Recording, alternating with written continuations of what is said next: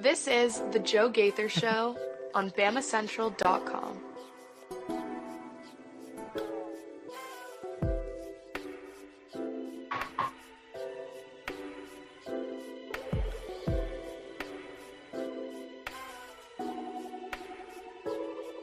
Good afternoon, Tuscaloosa, Internet world, West Alabama. How we doing today on this Tuesday? Welcome into the Joe Gaither Show on Bama Central and BamaCentral.com. You're on Bama Central YouTube channel, or you're checking out on social media machines at Joe Gaither 6, or my favorite people that follow the show listen to us on Spotify, Apple Podcasts, and Amazon. So download, rate, review, subscribe to the show on your favorite podcast platform. Gonna have a lot of fun today hanging out in the Derrick Daniels State Farm Studios with my friend Mason Woods. You can follow Mason Woods at MAWoods_ on the Twitter machine. He's writing recruiting for all the schools all in the Walsh Writing Network for Miami, Missouri, Boston College, and Alabama. That's what we will pick his brain on from time to time. We don't care about what Missouri's doing in recruiting on this show. I mean, maybe a little sometimes. If Eli does something funny, Eli Drinkwitz does something funny, or Bill O'Brien snags another Alabama transfer, we're definitely interested in that. What are we going to do today, Mason? First off, good morning. How are you? How's the day going? Thanks for being here. Yeah, doing good. It's been, it was a little bit of a slow day yesterday. We didn't have a ton of super exciting things to talk about after the show. Not a ton happened in the Alabama universe. I think we're, getting ready for this game tonight. Hopefully, we'll see Alabama continue to, address some of the issues that we've had with the with this basketball team throughout the early part of the season. But we'll get into that as the show goes on. It's a good Tuesday on the Joe Gaither Show. Yeah, we're going to do it today. It's going to be a good Tuesday. What did I write down? I wrote down the Alabama basketball game, obviously. Alabama takes on Ole Miss tonight, 6 o'clock in Coleman Coliseum. We'll chat about that just a little bit. We will chat about Nick Saban, Hall of Famer. We haven't talked about that at all. That was on Friday evening, right? Friday night, right ahead of the Texas game, or was that on Thursday? Either way, Nick Saban was named to the Hall of Fame. His first eligibility class. He's a one and done first ballot Hall of Famer. Absolutely. So congratulations. We haven't talked about that yet. I thought you were talking about the picture that I saw of Nick Saban and what's the new it girl that everybody talks about, Sydney, whatever her name is. Sydney Thomas. That's it. I saw a picture of her with him this Do you morning. want to start with Sydney Thomas and the SEC coach that DM'd her? Lane Kiffin? Yeah, it was pretty obvious. And I'm pretty sure that I saw one of her friends take a photo of the screenshot, and it's Lane Kiffin DMing her, and it's just Roll Tide or something, or RTR. I believe every bit of that. And like, if it wasn't Lane Kiffin, though, Hugh Freeze? Duh. Hugh Freeze. Who else might be? Sark. He was divorced recently, I believe. But they're married. They're back together. They're the same woman. They're back together. Love. Good job, Sark. Yeah. They're back. I thought it was lonely nights out there in Austin. Hey, you make the playoffs back-to-back years. Yeah, that bed gets warmer. That bed gets a whole lot more attractive. I don't like Billy Napier for it. I don't like Kirby. Probably is like not even thinking about that. No. Does Shane Beamer think he has a chance to slide in those DMs? Drinkowitz. Yeah, Eli thinks he does. Eli thinks he's got game. He wakes up every morning and thinks he's got. That's what's got him so successful. He's just got this unbridled confidence. It's definitely not Mark Stoops. He's not. Clark Lee doesn't have time for any of that. Josh Heupel doesn't have time for any of that. Yeah, Hugh Freeze is a great guess. It was Lane. Yeah, so Lane, I'm like 99% confident that he DM'd her Roll Tide or RTR, one of the two. I can't remember what I saw, but it's like such a. It's such a DM that if this gets screenshotted, it's not that big of a deal. People will laugh. But if you bite on this and start DMing me back, then the madness unfolds, right? That's just a Lane, you bad boy. But yeah, Coach Saban on the golf course with Sydney Thomas the other day, probably somewhere in Florida. I just how do those worlds even collide there? I mean, that's is it good for Saban though getting announced to the. Oh, what? Well, you got one more? You think Miss Terry gave him some hell when he got back home? I'm sure she did. She's probably over there standing behind the camera laughing at him during the whole thing. Yes, exactly. I bet she was giving him hell, but like in a sense of humor way. Oh yeah. But okay, all right. Nick Saban. We're going to talk about him in the Hall of Fame. We're going to talk about. I wrote down one more thing. Football is. Oh yeah, you mentioned it. Fake injuries. Maybe a solution to some fake injuries. I think it's a good solution potentially. Potentially, and we'll probably look at some of these transfer portal destinations because Jaron Hamilton decided he's going to Arizona State, so we'll see about some of those guys. Our friend, you can be like our friend, Miss Julian Lee, at any time and leave your comment on Facebook. Comment, question, query, and complaint. Oh, she leaves me a compliment. I appreciate that.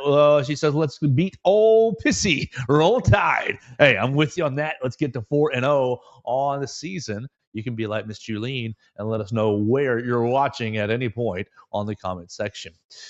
Let's start with that. Julene brings us back to the crux of the conversation. Alabama and Ole Miss. Let's see. You got Chris Beard coming into Tuscaloosa. Undefeated Ole Miss.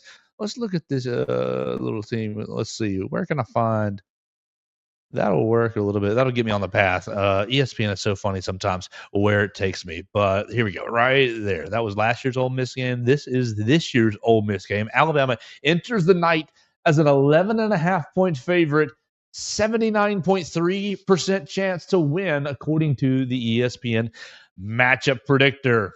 With a chance to become the only undefeated team in the conference tonight. Oh, who's Auburn playing? Mississippi State.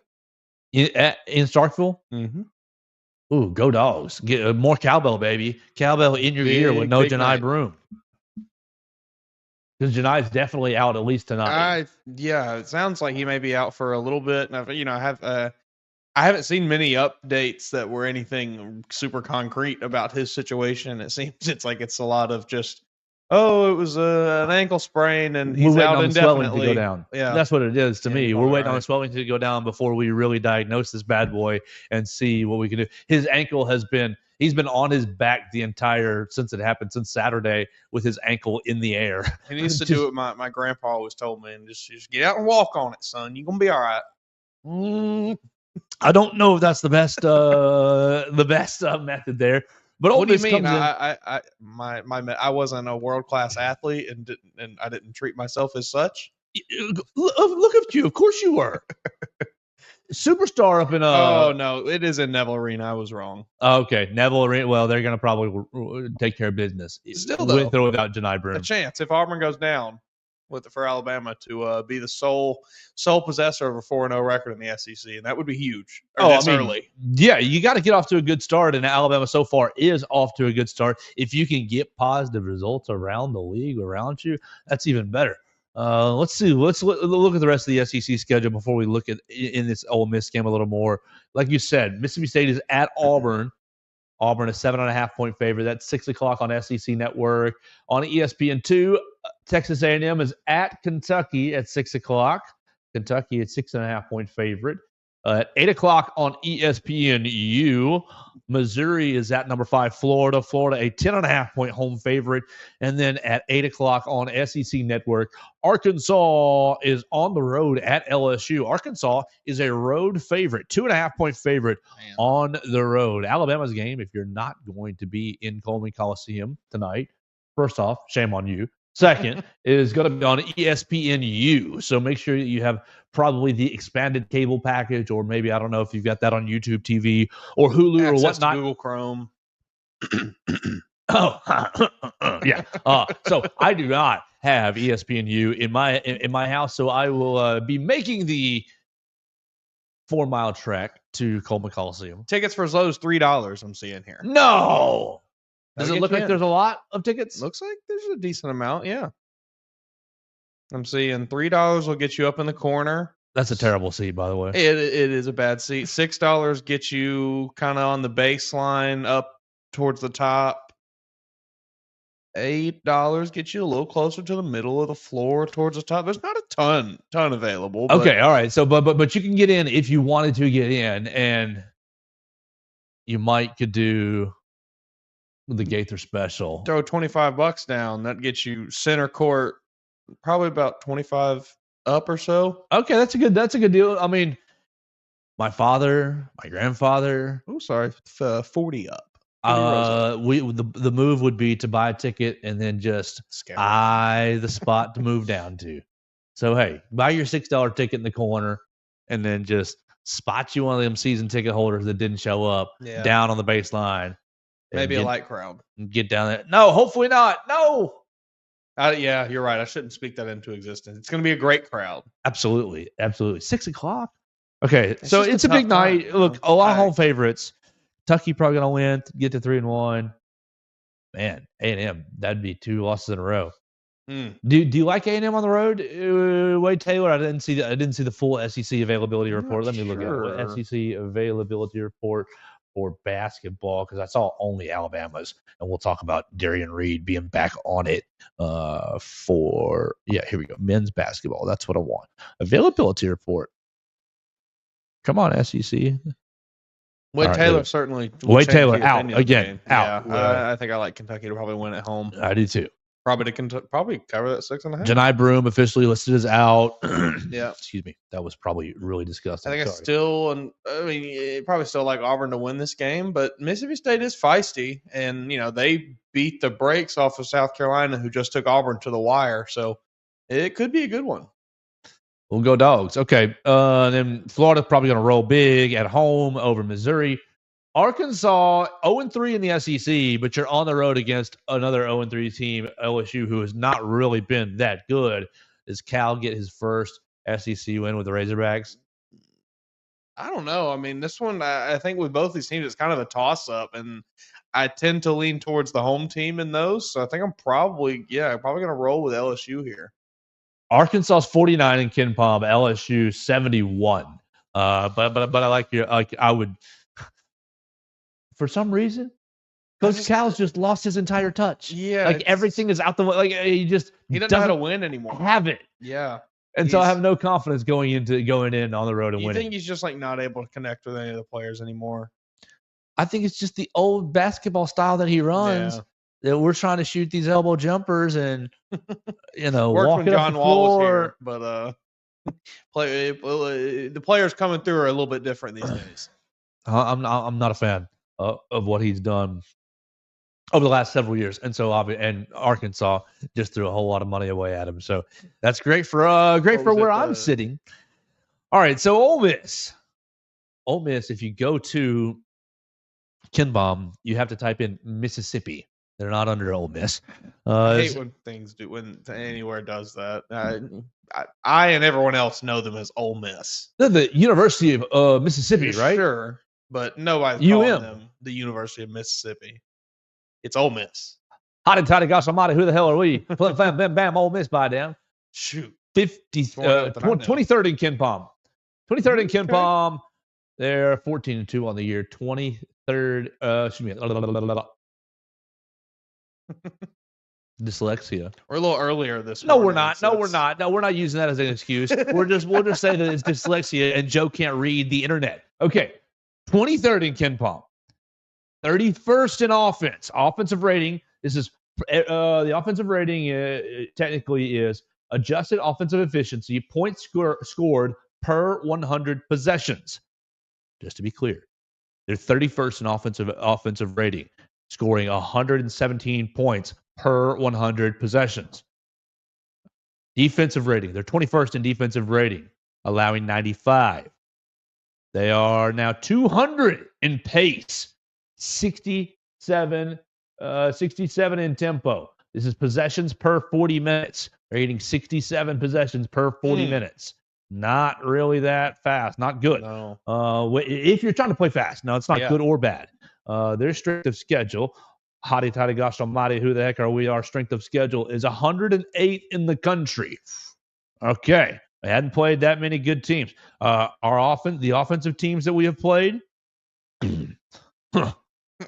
their offensive rating, their combined, their aggregate, their kind of average offensive rating is 156. Okay, Alabama's going to be coming in here with a big old offensive rating of 2. Okay, that's going to be a huge jump up from anything that Ole Miss has seen this year. Now, their defensive rating, the defensive they have seen, averaging out to 75. Alabama's defensive rating is at 38. So, definitely a huge, huge, huge jump up in competition for Ole Miss. Yeah, Mason Woods, does this remind you a bit of last Saturday's game against the Oklahoma Sooners? As you think about that and formulate your answer, we'll look at the schedule real quick. Yeah, it's awful. It's not impressive at all. Yes, they very much remind me of the Oklahoma Sooners. I think this is a team that should get exposed a bit in this game against Alabama. This is, you look at the schedule here and it's wins against Long Island, Grambling, South Alabama, Colorado State, Oral Roberts, and then it's losses to Purdue, lost to Memphis. So walking in Memphis, you've lost to the only semi-impressive teams on the schedule that you've played. Hey, they beat Georgia. That's a good win now at this point. Yeah, sure. All right, yeah, you have the win over Georgia, 12-point win. That's a good one. But you go to Arkansas, sure, everybody's going to beat Arkansas this year, seems like. I think this is probably going to be a bit of a wake-up call for this team. Now, they may respond well to this wake-up call. Who knows? We don't really know what this team is made of at this point because they haven't really played anybody. So, I think it will be certainly, though, a large step up in competition and really just every way for this team, defensively, offensively, the pace of play, the style of play. It's just going to be something I haven't seen this year because even with the games they've lost against Memphis and, Memphis is a little faster, but Purdue is that more kind of dragging, slow style of play. All right, so you flip over to their to net rankings and kind of look at their net, and look, this makes me give them a little bit more respect. Ole Miss is 4-2 in quad 1 games. So we played more than just the Purdue and Memphis as quad 1 games. No, we have BYU in the neutral floor. Louisville winning away, winning at Louisville is a quad 1 win. And then obviously these two of these conference games, Georgia and Arkansas, become quad 1 wins. You get your 2-0 against quad 2 competition, Colorado State and OSU. You're 1-0 against quad 3, South Alabama, but then we loading up, baby, in that quad 4 category. 7-0 in quad 4 games. How many, before I click on Alabama, how many quad 4 games do you think Alabama has played? It's not 0. 3 is a good guess. It's 2. UNC Asheville and North Dakota. Alabama 2-0 in quad 4, 3-0 quad 3, 5-0 in quad 2 games, and 4-2 in quad 1 games. So obviously a much heavier schedule there.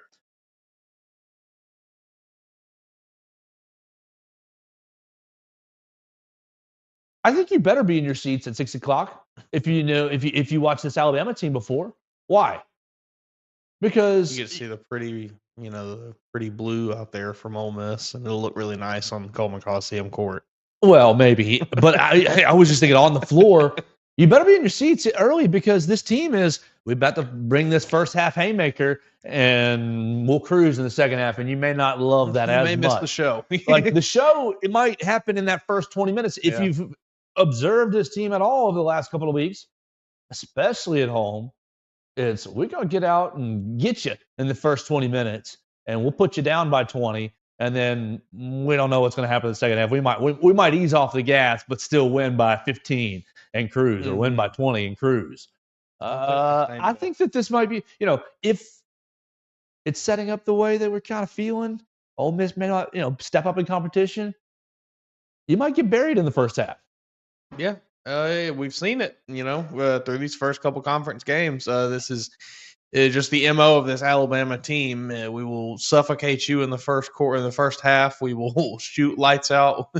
We will shoot as much as we can from wherever we want to. And, then once we're up by 15, once we're up by 20, we'll just put it on easy mode and coast. Okay, availability for Alabama. We obviously, Luttrell, know that. Right, so all year. But Houston Millett is another game that he's out. And what I've gathered, Mason, is that if my man's plays in one more game, he's not eligible for a medical red shirt. Okay. As long as he holds out, he can apply for medical red shirt. But if he plays in one more game, that's out the window. And so they are trying to determine right now, are your knees healthy enough? Do you want to give it a go over these next 12 weeks, whatever it is? Houston will let game-winning 3 national title. Or Last game of the year. Or do they put him on the bench, put him back on the shelf and medical red shirt him and get him back next year? I mean, I think with the play of Chris Youngblood the last couple games, you maybe just consider letting him. And I think even he probably is. I mean, I don't think he's blind. He sees it as well. I'm sure he sees his minutes potentially just getting smaller and smaller and smaller as Chris Youngblood plays better and better. So yeah, just I would say probably it would probably be in both parties' best option to just consider let's sit him out for the rest of the year, continue to get healthy, and then go for that medical red shirt. Because I think he is valuable. He plays extremely hard. He's, he has a very, very high motor. He is willing to do the things that nobody else wants to do out there. So I think he's very valuable to the team. I'm in your camp as well. You talking about trimming the rotation? And I'm not going to say this is fortunate because anybody's injury is misfortune and then not good.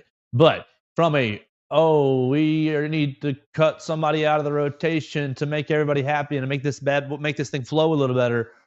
It might be blessing in disguise. And for Houston as well. Yeah. If Houston can sit back, get healthy, and bring the same mentality and attitude to next year's roster that has lost Grant, that's lost Luttrell, that's lost, Mark, that's lost probably LeBaron, that's lost probably Darian Reed. Like you got some room, you got some space to fill next season already.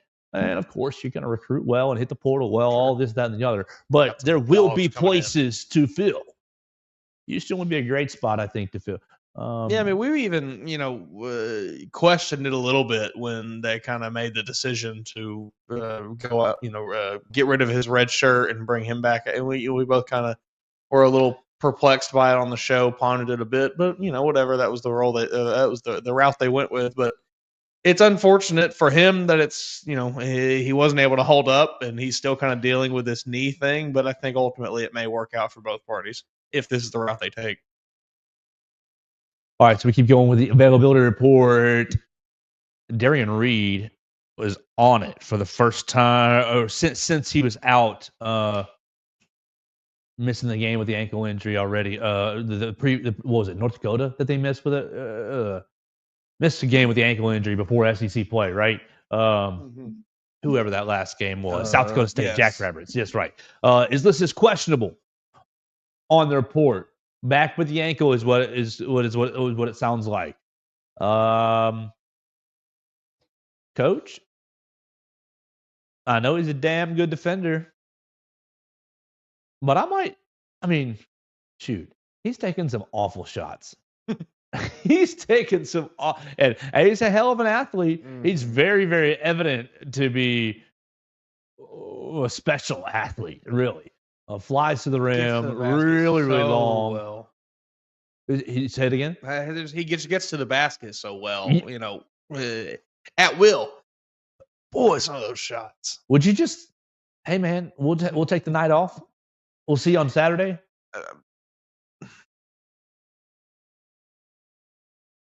I think you.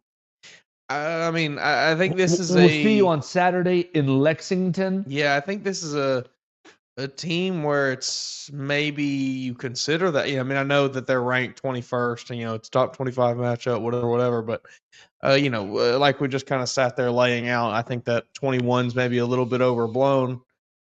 This is maybe a spot where you consider doing that just because of what's ahead. No. You warm him up tonight like normal. Yeah, he goes through warm-ups like normal, and then he's not in your starting lineup like normal. You're probably going to roll out the same starting 5. Mark, LeBaron, Jaron, Grant, Cliff, bam. And you just I think so. Yeah. I think you just let him get healthy. And then you warm him up in the second half like normal as well. Mm-hmm. Just let him sit there and stay on the simmer, I guess. Yeah. You got to go to Lexington. You got 2, should be easy games, Vanderbilt and LSU, but then you got back-to-back ranked games, Mississippi State with Georgia, and then, You got to go play got to play Auburn at home again. I like that play. I think this is a chance where you have, this is an opportunity where you have a chance to do that against Ole Miss, because otherwise you're waiting until after Kentucky, and hopefully he's still good. All right, so let's talk about that starting five that I just mentioned. And a lot of people have, Jaron, what is he doing still starting? Jaron this, Jaron that. Nate Oates over the last couple of days, either to the press conference or to some podcast, I'm not sure who. Basically, the messaging is, I'm telling Jaron to don't be afraid to make a mistake. Go harder, go harder, go harder. Be even more aggressive. Look for more shots. Look for more aggressive moves to the paint. Be even more aggressive defensively. I think Jaron is such a fun player because I think Jaron, people just focus on the 3-point shot, whether it's going in or going out. Mm-hmm. I think he gives you so much defensively. He does, and I think people view him as just a little bit less than what he actually is. Yeah, he's very Noah Clowney-esque as far, and like, okay, people are like, here Noah Clowney rebounded better. Jaron rebounds the ball pretty damn well. He's just also got Grant and Cliff that he's fighting for rebounds with, and sometimes, other Alabama players like Mo D. I think that Jaron is such a valuable piece to this team, and if the same philosophy you're taking with Chris Youngblood, keep shooting, blood. Keep shooting, buddy. Keep going. You're gonna find that shot. Last game, 3 of 6. You're taking that same philosophy with Jaron because, there's a reason he's starting. I'm not at practice. No, I've seen maybe 5 minutes of practice in the last 2 years. But he's got to be making them in practice. He's got to be just draining them in practice for coach to be believing in him. Coach is not a stupid person. He's got the numbers right there in front of him, I'm sure. I think you want to be more patient with Jaron than anything as we continue this season and just keep encouraging him. What do you think about throwing to USL? What do you think about his message, Oates' message of more aggressive, more aggressive? I think it's good. I think we've seen him play better when he does kind of play a little bit more instinctually. I think he gets a little uptight out there at times, and he's a little coy and almost shy to make plays. And I understand there's just a lot of mouths to feed on this basketball team. You don't want to be the guy that's taking opportunities away from people, and especially when you're not the Mark Sears or the Grant Nelsons or whoever. You're not the premier kind of name on the team. But I do think he is capable of being that kind of player. He's capable of making a lot of things happen if he just does it. And I think continuing to encourage him to have the freedom to just make plays if he sees an opportunity, I think will help him a lot because you see him maybe just a lack of freedom out there he plays with sometimes. But when he's unlocked a bit and when he's unleashed a little bit, he puts out really good performances. Now the shot will come, I'm sure, but he's like you said, the defense is amazing. He's a dog on the inside. He loves getting rebounds. I just think he's very, very valuable. He's in ways that don't necessarily show up on the stat sheet. Keeps the spacing on the floor. When you think about it, people expect him to just be like a spot up shooter over there, but it's like he does so much. He's really more. Actually playing the 3. When you think about the starting 5. When you think about the starting 5, he's really actually playing the 3. And so they're like, oh, why doesn't he bang inside? Well, buddy, you got Cliff and you have Grant in there already. And Cliff is really not giving you much more offensively than rim running and then a little bit of post up. You can't have all 3 of those guys sitting in the post. Jaron's got to be sitting on the wing waiting for the shot, catch and shoot. Now, you wanted to be making them at a little higher clip, absolutely. But I think that he's going to get there, and you're going to eventually see game to game, matchup to matchup, it being Jaron or Youngblood playing that 3 starting, and then the other coming in as relief. So I think you just got to stick with him. And people that have, I know he's been polarizing. We'll say that. People who have gone the other way on him and are given up on him, I would encourage. I think he's still got a lot to give this basketball team. Mason Woods, 6:00 tonight. Mhm. Coleman Coliseum. You'll be able to listen to it on Crimson Tide Sports Network. We will have coverage. Bama Central, BamaCentral.com. I'll be there. Hunter DeCyber will be there.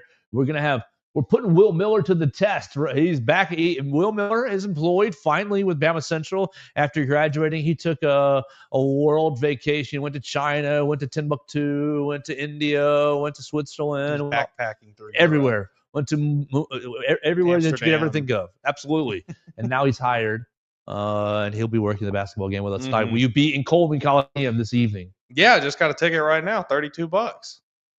Sweet. Not bad. 43, row 43. I'll be sitting there right a little near the baseline. We're chilling. That's pretty good. All right, perfect. Well, we will see Mason Woods in the building tonight. We'll see you in the building tonight as Alabama takes on Ole Miss and looks to stay unbeaten in SEC play. We're live here in the Derek Daniel State Farm Studios right here on a Tuesday on the Joe Gaither Show on Bama Central and BamaCentral.com. We want to thank Derek and his team for sponsoring the program and allowing us to hang out in their building. You can find Derek right here off of McFarland Boulevard in Northport, right up Highway 69 North past the Tiger Rock on the left.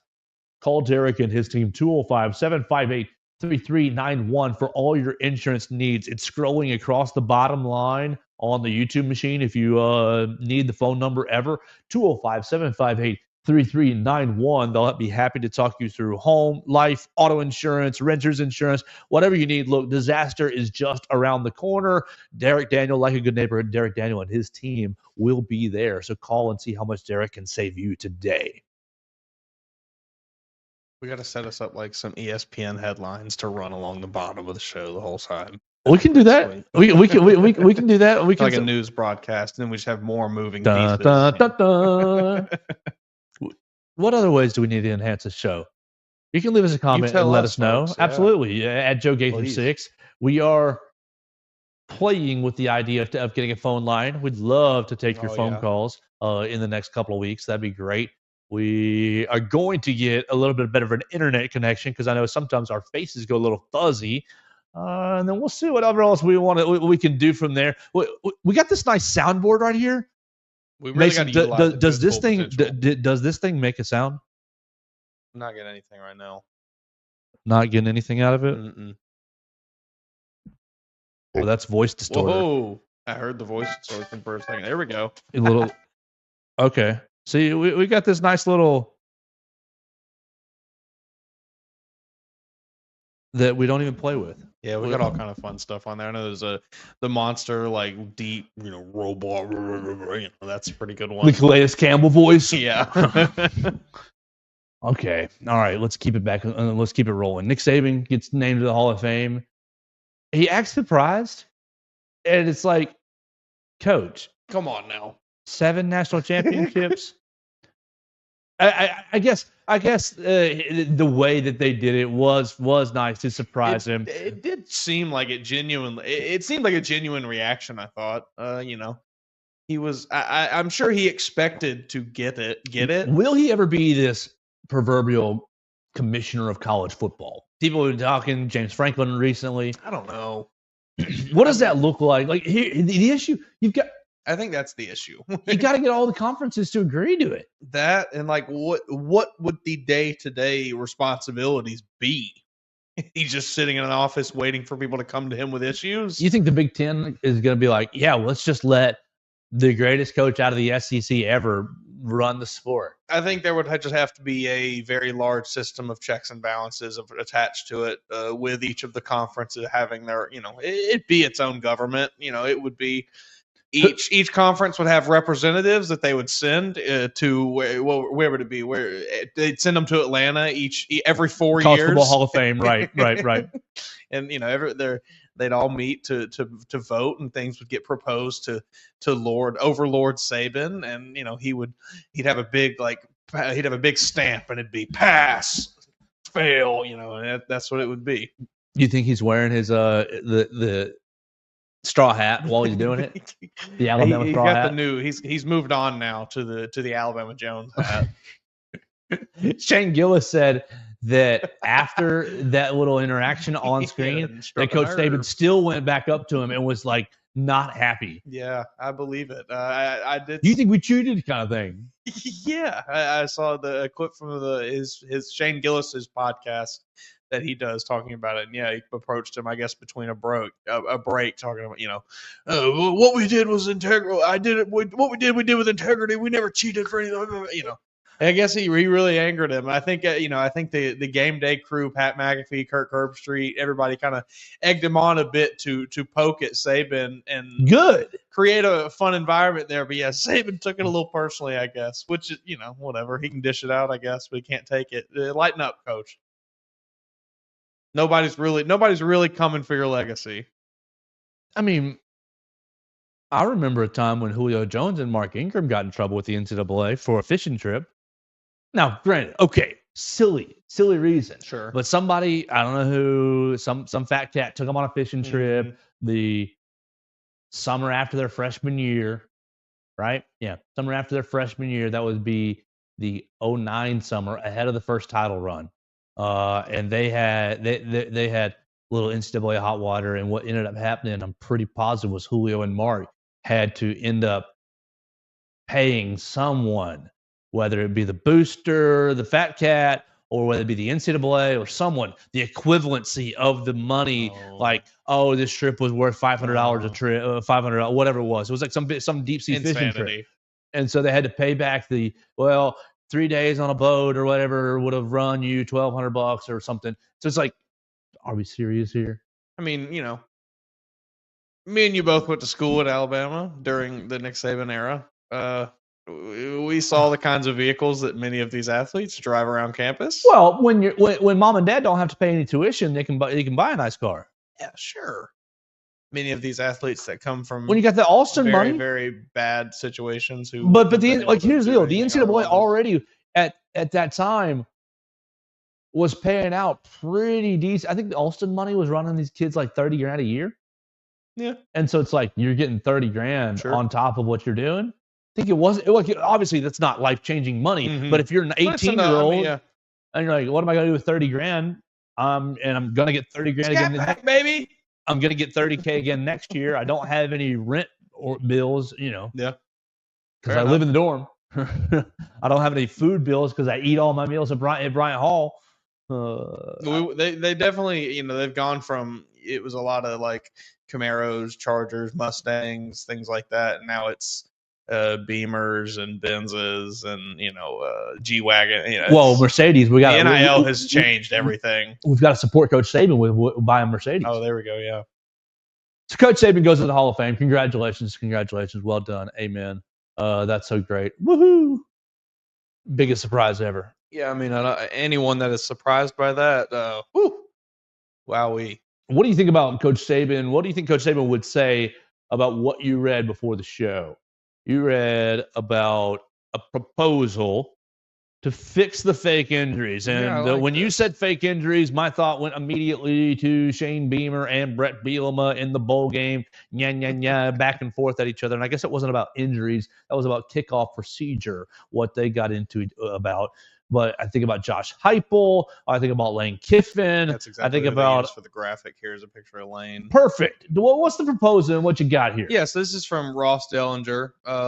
It says that coaches are discussing a rule for fake injuries during games, which is something that has been a hot button issue in college football for the last 2 or 3 years. I mean, even dating back further, but really especially it's heated up the last few seasons. And many people, myself included, want to see something done about it because it does feel like it just kind of clogs games up, makes things move, just worse, makes the game overall worse. So it says any injured player would be sidelined for the rest of that drive that they were injured on, and then coaches can use a timeout to reinstate that player. Perfect. I really like that. Yeah, I mean, I think that's a great solution. I don't it completely de-incentivizes doing that. Because coach ain't going to waste time out. Not for, Timmy Jones to be like, oh, I need an extra 30 seconds of rest. Yeah, I think that because what you're trying to prevent, like if you're legitimately injured, you rolled an ankle, you got a stinger, You're probably going to be out. you whatever, right? Exactly. You jammed a finger, Mhm. something. Like Probably in your best interest to sit out for 4, 5, 6 plays. the issue is, like, I'm only out for one play. Like the legitimate injury where I only need 1 or 2 plays to shake this off and be back in. But I still think that if the game is moved, and it is, and it has, moving towards, we got to keep everybody safe, then look, if you do have to miss a 5-play drive, a 9-play drive, it's probably in your best interest anyways. Sure. I think overall, teams will probably, like you said, get upset about those little instances where a guy he just needed to get his tape fixed or something, whatever. But it's okay. You be out there on the next drive, and if it's really that deep, you just call your timeout and get the guy back on the field. I mean, if it's that important to you, it's worth a timeout. Wild, absolutely. I don't. I mean, I like this rule. I still think just do what the NFL does with every time a guy goes down, it takes one of your timeouts, and then after you don't have any, you get the one extra one, the fourth free timeout.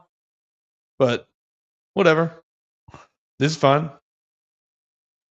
Let's finish the show by talking about transfer portal destinations, because in the last 10, 12 hours, we've kind of had our final guys, Alabama guys, go into different places. Yes, exactly. If you're watching us on YouTube, you can see Mason Woods popping up the forks up because Jaron Hamilton goes to Arizona State, or is expected to transfer to Arizona State. So here we go. All the guys who have jumped in the portal from Alabama now have destinations. Justin Okoronkwo, South Carolina. Elijah Pritchett, Nebraska. Sterling Dixon, NC State. Weird. Wolfpack. Ty Lockwood, Boston College. King Mack back to Penn State. Weird. Jeremiah Alexander to Clemson. Ja'Shawn Ross to Kansas State. Amari Jefferson to Tennessee. Jaron Hamilton to Arizona State, as we just mentioned. Damon Payne to Michigan. Emmanuel Henderson to Kansas. Devontae Smith to Notre Dame. Justice Haynes to Michigan. Dylan Lonergan to Boston College. Niquil Bertrand to Syracuse. Hunter Osborne to Virginia. Kendrick Law to Kentucky, Miles McVay to North Carolina, Caleb Oldham to Ole Miss, Kobe Prentice to Baylor, Jaleel Hurley to Kansas, Keanu Coate to Vanderbilt, and Jaheim Otis to Colorado. Boy, how mad are the Colorado kids going to be when Deion goes to the Cowboys? Is Jaheim Otis going to pop right back in the portal? Yes. Go to Ole Miss? Yes. Lane's going to be just sitting here with open arms. Come on, buddy. Welcome home. We had your spot saved all along. Jerry's going to Meanwhile, the other kid that he's ushering out is like sneaking out of the back door. You know? Jerry's going to hire him. Jerry's going to hire Deion Sanders, and that's going to disrupt the entire Colorado operation. Feel for Buffalo's fans. I mean, you had to have known it wasn't going to last long, but boy, it looks like it's going to be a little shorter than maybe even I anticipated. So I bring this up. You're going to find a way to get Travis Hunter and Shador on the Cowboys somehow. Maybe if one of them needs to get caught doing something in trouble, so they can slide down the draft board, so the Cowboys can pick them up in the third round. This is where Deion, like some 4D chess. Yeah. Oh, somebody's got an internet scandal. Oh, we're gonna show up at the combine. Oh, Travis. Oh, he pulled his hamstring. Oh, he tore something. Oh, no. What they're gonna do is they're gonna use the girlfriend. Oh, they're gonna end up using the girlfriend to be like, Travis Hunter beat me. Spin some story, and then after he slides down the draft board, she'll recount her story. This is really irresponsible. This is really irresponsible. We should stop. They're gonna find a way to get both of them. If Deion gets the coach, he will do everything in his power to get both those people onto that team. Of course. The reason I wanted to bring the portal destinations up is because of something you said before the show, and I don't even know if you realize you made this happen and this clicked with me in the head. But you said Isaiah Bond going to the NFL draft, and I thought, what are you? What? Okay. What? Okay. Good luck in the 4th round. Good luck in the 3rd round. Good luck wherever you land, Isaiah Bond. Let's look at this. Isaiah Bond stat game. I want to see your game logs from this year at Texas, buddy. What did you do out there in Austin for a semifinalist? Congratulations. You made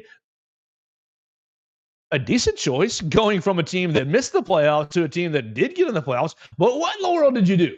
What in the world did you do this year? Here's my 2024 for Isaiah Bond. Dr. Bond ended the year with 34 receptions, 540 yards, and 5 touchdowns. 4 carries for 98 yards and another touchdown. Okay, that's good for a receiver.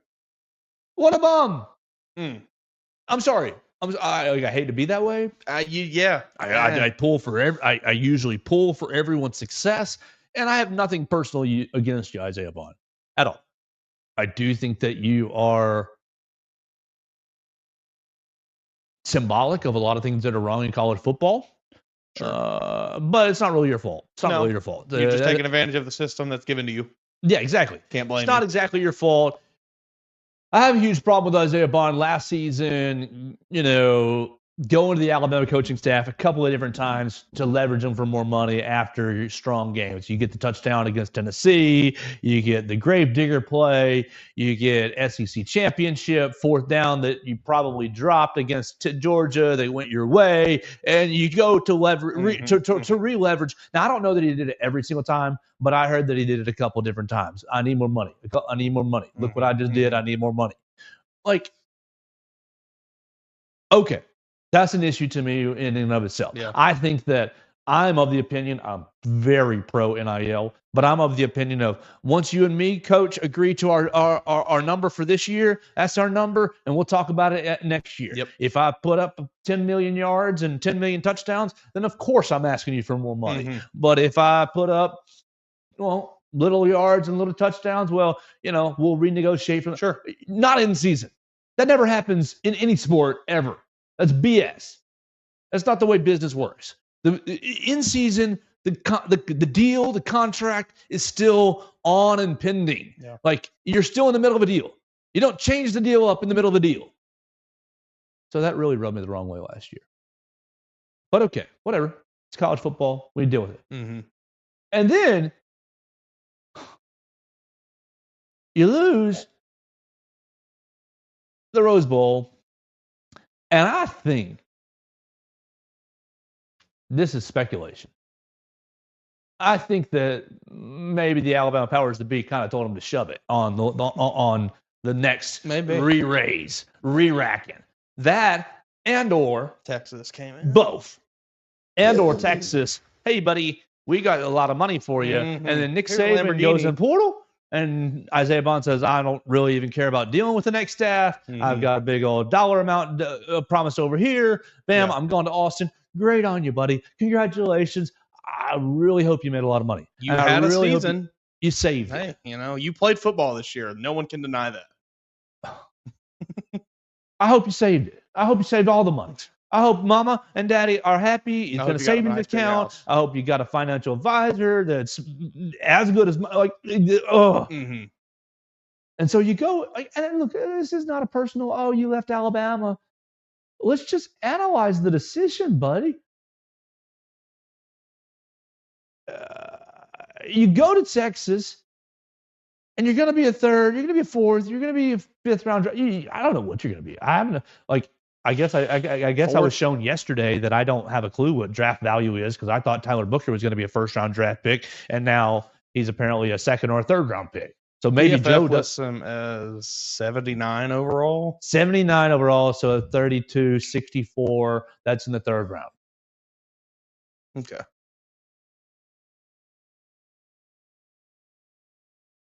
So maybe you did make a good decision going to Texas, getting paid. You probably weren't going to be more than honestly a 3rd-round draft pick anyways here at Alabama. But I just say this because I think all these guys going in the portal, everybody that we just mentioned, I wish them well. I've got nothing personal against them. I've got nothing against any of them. I hope they all have great careers. But I just caution you. I think that, I know it sounds like Boomer yells at Cloud, get off my lawn, old school. But I just think that, the term that's in my head, grass isn't greener. What did they promise you, Jaheim Otis at Colorado? Now, granted, the money might be good and the scheme fit might be better for you at Colorado. Mm-hmm. Sure, that might be a great move for you. What did they promise you? Like, you look, I just don't know that many of these people, 23, I think is what it was, 24 players, are going to end up in better situations. I think about Justin Okoronkwo. I really hope it works out for him, being somebody who's come to America from Germany to play football, and I think was in a really, really good situation to succeed. I hope he's in a good situation to succeed at South Carolina. Mm-hmm. I don't know that for a fact. Think about Sterling Dixon. Yeah. You come to Tuscaloosa from Mobile, and you're an in-state guy. And yes, I know your sophomore season, what was going to be your sophomore season this next season, has now been stacked up with a lot of inside linebackers returning. Justin Jefferson, Deontay Lawson, Nikai Hill-Green that you weren't expecting. Yeah. But my goodness. Tough it out. I hope you find what you're looking for at NC State. If it's just playing time, then I hope you play all 12 games and start every bit of it, buddy. Sure. It's just puzzling to me. King Mac, why the heck did you even come here? You came from Penn State to Tuscaloosa, and obviously you looked at Alabama's depth last season and thought they need a safety, and we did. But you barely played, and how many safeties moved on? Malachi moved on. Devontae Smith moved on. And okay, I guess Bray Hubbard emerged as a player, and Zay Mincy has emerged as a player, and Red Morgan might be a player as well. But why the heck did you even come here? If you're just going to go back to Penn State. Now, granted, best of luck to you. This is not said from a hateful way. I don't have any animosity to them. I'm just confused. I mean, yeah, it's perplexing. I think it's just kind of unfortunately the way NIL has changed everything with college football. It's just kind of like it's a lot of just short-sightedness, seems like. So, anyways, okay, it's disappointing. Just random thoughts for me. I mean, obviously, I hope it works out for all of them. I hope they all find exactly what they wanted. On and off the field, sure, yes. Money-wise, education-wise. I'll never wish ill on any of them. Significant other-wise, relationship-wise, I hope it all works out for them. But I look at Isaiah Bond 12 months later, because it was roughly a year ago. I'm going to the portal, and bam, I'm at Texas, and there you go. 12 months later, your year, did it work out? I mean, Amari Niblack, one more time. I think he had like 3 catches the whole season. What did you do? Here's Amari Niblack. His stats were, you're not far off, 5 catches for 33 yards. 5 catches for 33 yards. What are we doing here, buddy? And you could have been a primary target in this offense. Saw what Joseph Cuevas did this year. That could have been you, buddy. And more, probably. Yeah. All right, so we get out of here for the day. We will be back tomorrow to talk about Alabama's game against Ole Miss if they won or lost. We hope to see you in Coleman Coliseum. Let us know. Look, take a photo of your seat. Tag us at Joe Gaither6. Sure. Let us know where you're sitting tonight and your view. Leave it all out there. Look, Nate Oates needs your voice. The boys need you to make it an intimidating environment in Coleman Coliseum, which it usually is if it gets full.